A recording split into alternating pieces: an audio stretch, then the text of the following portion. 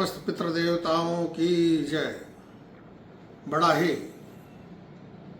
रोचक एवं वर्तमान में जो आश्विन कृष्ण पक्ष पितृ पक्ष जो चल रहा है, यह पितृ महोत्सव भी कहा जाता है। पितरों के लिए हमने पूर्वजों को हमने उस परमात्मा के विधि विधान के अनुसार इस सृष्टि में 11.5 महीना देवी देवताओं को दिया गया है और उसमें 12 महीना में 15 दिन है वो पितरों के लिए दिया गया है, जो आपके पूर्वज है। हमारे पत्रकार महोदय का कहना है कि अभी इस वर्तमान में लोगों के पीछे ज्योतिष के पास जाओ, किसी विद्वान के पास जाओ, अपने समाधान के लिए जाते हैं लोग, अपने दुखों से दुखी हैं, चाहे किसी प्रकार से पीड़ित हैं, उन्हें एक बता दिया जाता है कि आपको पितृदोष है। इनका कहना है पितृदोष है क्या? अब पितृ जो आप पूर्वज ही हैं, तो ऐसा क्या है कि पूर्वज ही आपके लिए एक समस्या खड़ा कर दिए है कि आपके घर में कलह है, रोग है, शोक है, इसका वातावरण बना हुआ है? ये बहुत उत्तम प्रश्न है इनका। जो हमारे पूर्वज हैं वो ब्रह्मलीन हो गए। जो आज आप धन ऐश्वर्य आपको पद प्रतिष्ठा प्राप्त हुआ है, वो उन्हीं के द्वारा कमाया हुआ है, जिसका आप उपभोग कर रहे हैं। जिस प्रकार आप देखते हैं कि देवी देवताओं की 3 कैटेगरी होती है। हमारे भगवान 3 गिने जाते हैं, सतोगुणी, रजोगुणी, तमोगुणी। सतोगुण से भगवान विष्णु है, रजोगुण से ब्रह्मा है और तमोगुण से भगवान शिव है, शंकर है। उसी प्रकार हम जब हमारे पूर्वज ब्रह्मलीन हो जाते हैं तो उनको उनके पास सेकंड योनि मिलती है, वह पितृ योनि मिलती है, तुरंत देव योनि प्राप्त नहीं होती है। वे बहुत समय तक जब पितृ योनि में रहते हैं, वो वायु रूप में आपके इर्द गिर्द ही रहते हैं। आपका भला, आपके हर एक क्षण के व्यवस्था वो संभालते हैं। आप देवी देवताओं को प्रसन्न करने के लिए कई जन्म लगाना पड़ जाता है, बहुत तप करना पड़ता है, तब देवी देवता का कृपा प्राप्त होती है। लेकिन पितरों की कृपा केवल उनकी स्मरण से हो जाती है। इसलिए हम लोग अपने यहाँ पितरों का हर कार्यों में, चाहे मंगलिक कार्य हो, चाहे जो भी कार्य हो, पितरों का आह्वान करते हैं, ध्यान करते हैं, उनके नाम से दान दक्षिणा करते हैं। इससे प्रत्यय प्रसन्न होते हैं और उनका मुक्ति का मार्ग खुलता है। जब पितर देखते हैं कि हमारा जो औलाद है, जिसको हमने अपनी संपत्ति तन मन से कमाए हुआ धन ऐश्वर्य, मकान है, जमीन है, जायदाद है, हमने आना औलाद को दिया है, पुत्र पौत्र को दिया है और मेरे कल्याण के लिए वह दान कर रहा है, यज्ञ कर रहा है, अनुष्ठान कर रहा है, वे प्रसन्न होते हैं, आशीर्वाद देते हैं।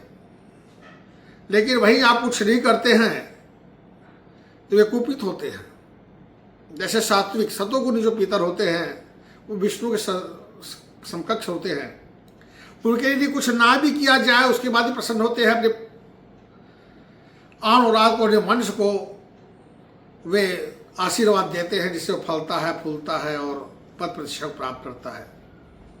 लेकिन वहीं दूसरा रजोगुणी पितर होते हैं, वे ब्रह्मलोक के सन्निकट होते हैं, ब्रह्मा के साथ होते हैं। वे प्रसन्न तो रहते हैं, लेकिन उनके लिए कुछ ना करो तो वो रुष्ट हो जाते हैं, जिससे वो श्रापित करते हैं, जिससे आप घर में कलह है, रोग शोक बढ़ता है। ये रजोगुणी पितर। लेकिन वही तीसरी कैटेगरी आती है तमोगुणी पितर, जो भगवान शंकर के शिव जी के समीप रहते हैं। वे तमोगुणी पितर ऐसे होते हैं कि आप लाभ उनके लिए करो, उसके बाद भी वे कुपित होते हैं। उसके बाद भी वो आपके घर में, परिवार में, जब तक उनकी मोक्ष नहीं हो जाता तब तक वो एक कलह है, रोग है, शोक से ग्रसित करते हैं। इन सभी तीनों सतोगुणी, रजोगुणी, तमोगुणी, विष्णु, ब्रह्मा और शंकर है। उसी प्रकार तीनों कैटेगरी होती है, सतोगुणी पितर, रजोगुणी पितर, तमोगुणी पितर होते हैं।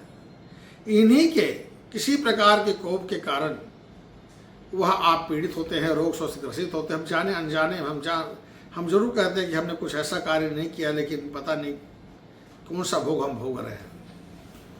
यह नियम दिया गया है सृष्टि में कि आप जब जाओ उन पूर्वजों के जो आप धन ऐश्वर्य का उपभोग कर रहे हो उसके निमित्त उनका दान करो।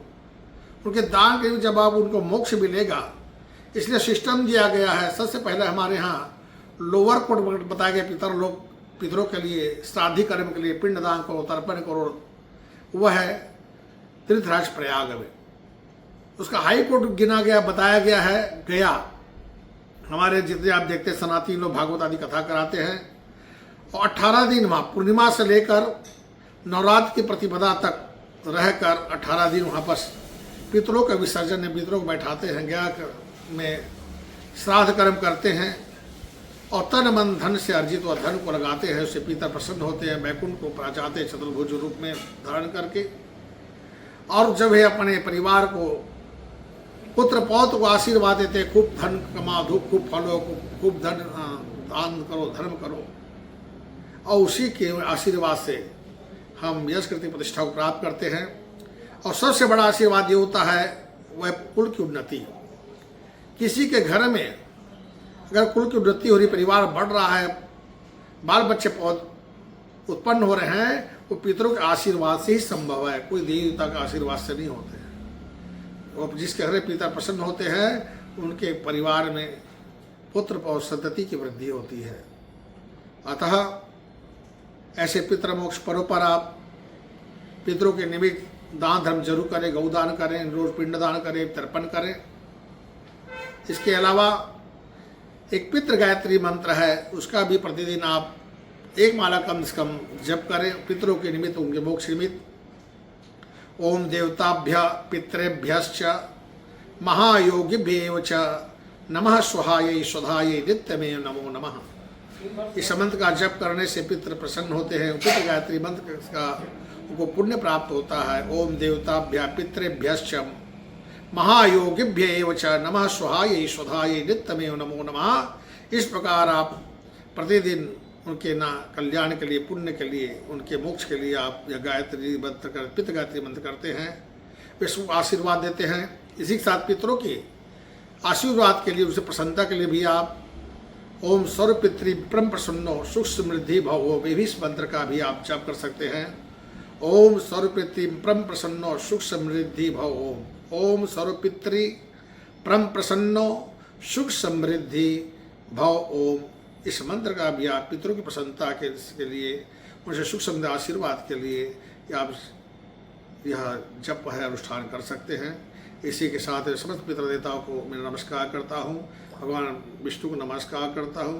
बोले गया श्राद्ध दे भगवान की जय, सर्व पितृ देवताओं की जय।